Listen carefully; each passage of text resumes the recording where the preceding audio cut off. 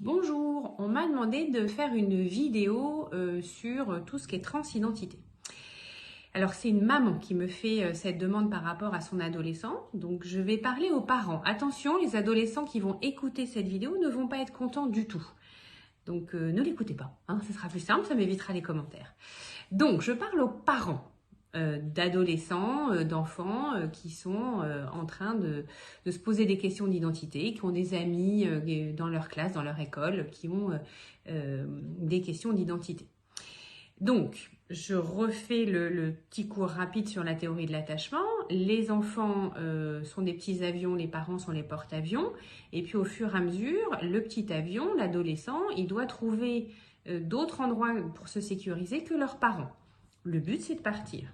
Et donc, ils vont trouver des amis, des groupes où ils vont pouvoir se sécuriser, s'identifier. Et c'est très important pour eux d'appartenir à un groupe. Ma génération, nous avions les gothiques ou les punks. Voilà, donc il y avait des gens qui appartenaient à ces groupes-là et ça les rassurait, c'était important pour eux. Tout le monde n'y était pas, ni punk ni gothique. Et les punks et les gothiques, à mon époque, c'était vraiment inconnu pour les parents, c'était des codes vestimentaires particuliers, c'était vraiment étrange pour les parents.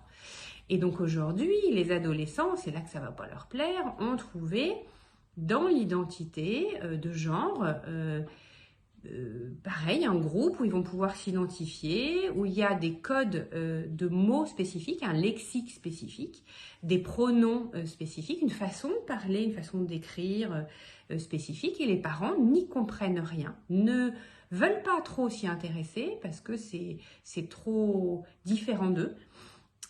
Ça les choque trop et c'est le but un petit peu, hein. Et donc ils vont aller dans ces groupes-là pour se rassurer et pour s'identifier. Donc, en tant que parent, on s'intéresse à son enfant. On s'intéresse s'il joue à un jeu vidéo même si on n'aime pas du tout, on s'intéresse au foot même si on n'aime pas du tout, et on s'intéresse à LGBT+, et toute la bande, et on apprend des mots, parce que oui, il y a gender fluide, il y a pansexuel, il y a plein de mots, et ça permet de communiquer, puisque le but du jeu, c'est de communiquer, toujours, quoi qu'il arrive. Et de laisser, si c'est votre enfant qui est dans cette démarche-là, de laisser l'écoute, la fluidité, de ne pas se braquer, parce que c'est quand même une quête, hein, comme la quête de la sexualité, et on attend, et on voit, et on accompagne, et on soutient.